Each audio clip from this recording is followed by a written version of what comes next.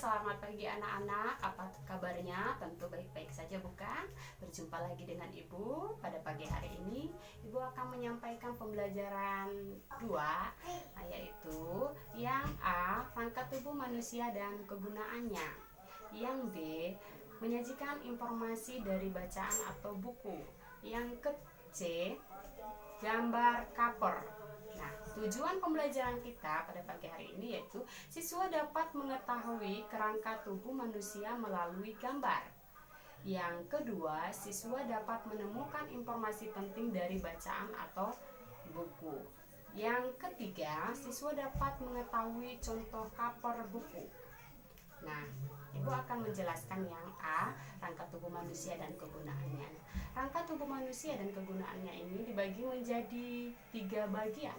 Yang pertama, rangka kepala atau yang disebut dengan tengkorak. Yang kedua, rangka badan. Yang ketiga, rangka anggota gerak. Nah, agar lebih jelas, mari kita perhatikan rangka tubuh manusia berikut ini. Nah, yang pertama, rangka kepala atau tengkorak. Nah, rangka kepala ini berguna untuk melindungi otak dan bola mata yang merupakan organ lemah. Nah, rangka kepala meliputi orbit, tengkorak, rahang bawah, rahang atas, tulang hidung. Nah, yang kedua, rangka badan. Rangka badan berguna untuk melindungi alat-alat tubuh yang bersifat lunak dan penting, yaitu paru-paru, jantung, dan hati. Rangka badan meliputi tulang selangka, tulang belikat, tulang dada, tulang pinggang, dan tulang panggul. Nah, yang ketiga yaitu rangka anggota gerak. Nah, ini berguna untuk bergerak. Nah, ini rangka anggota gerak meliputi tangan dan kaki. Nah, tangan meliputi tulang lengan, tulang pengupil, tulang hasta, tulang telapak tangan, tulang ruas jari tangan. Kaki meliputi tulang paha, tulang tempurung lutut, tulang kering, tulang betis, tulang pergelangan kaki. Nah, itulah rangka tubuh manusia. Nah, secara umum, fungsi rangka tubuh manusia ada 6. Yang pertama yaitu memberi bentuk tubuh. Yang kedua, menegakkan dan menopang tubuh. Yang ketiga, tempat melekatnya otot. Yang keempat, melindungi organ dalam tubuh. Yang kelima, tempat pembentukan sel darah merah. Yang keenam, sebagai alat gerak pasif.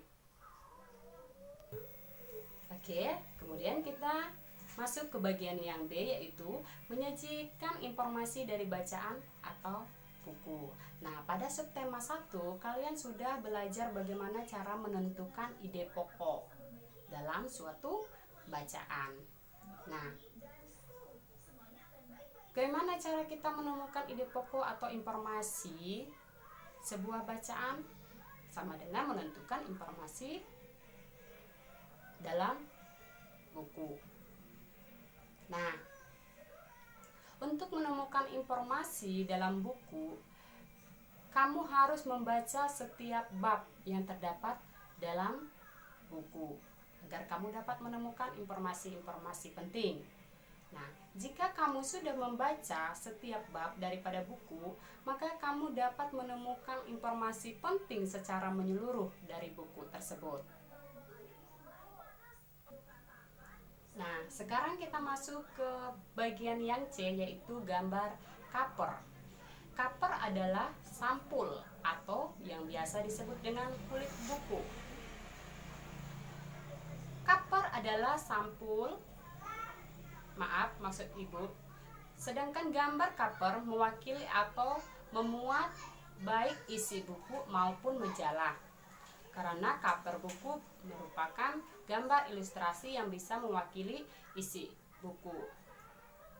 Nah, cover buku terdiri menjadi dua bagian, yaitu cover bagian depan dan cover bagian belakang. Cover bagian depan terdiri dari judul dan nama penerbit, nama penulis, serta gambar yang mewakili isi buku. Sedangkan cover bagian belakang mewakili sinopsis isi, ISBN, dan alamat penerbit. Nah, mari kita perhatikan contoh cover berikut ini. Nah, inilah contoh cover buku. Yang ini, bagian ini, cover bagian depan yang terdapat judul buku. Ada gambar yang mewakili isi buku. Nah, sedangkan yang di sini, ini cover bagian belakang. Ada ISBN. Nah, inilah contoh cover. Oke, itulah pembahasan pembelajaran kita pada pagi hari ini. Ibu ada tugas untuk anak-anak di rumah, hanya 2 pertanyaan saja. Pertanyaan yang pertama, perhatikan gambar berikut. Nah, ini gambarnya ya anak-anak. Nah, bagian yang ditunjukkan pada gambar yaitu yang ini, bagian yang ditunjuk ya. Bagian yang ditunjuk pada gambar yaitu titik. Yang kedua, pertanyaan yang kedua, cover buku terdiri atas cover titik-titik dan cover titik-titik. Nah, jangan lupa tugasnya dikerjakan dan dikumpulkan dengan ibu ya. Sampai di sini pembelajaran kita hari ini. Selamat pagi.